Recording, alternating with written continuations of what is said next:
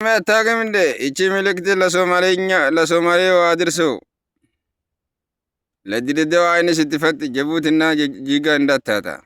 ምክንያቱም ታሪኩ ይቆያል እንጂ ለአባት ይመለሳል።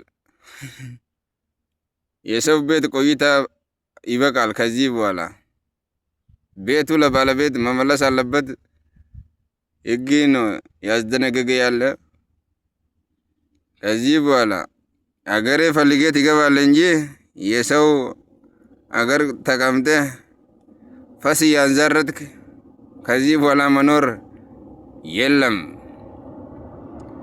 አልፏል። ያለፈው ነገር አይመለስምና እኛም የታለፈ ነገር እንማራለን።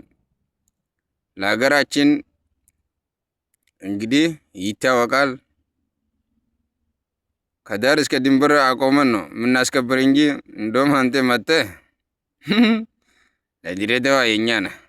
አንተ እንደውም የኛ ባለቤት እንቁላልና ወተት ሰጪ ያርግ። አንተ ምን ልበል እስኪ?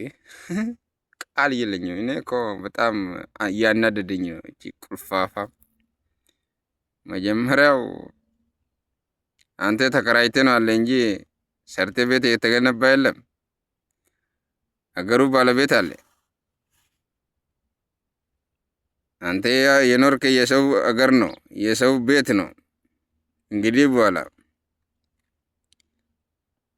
ዝምድና ይቆረጥ እንጂ ከእናንተ ጋር አንኖርም። ምክንያቱም እናንተ ፈሳም ናቸው።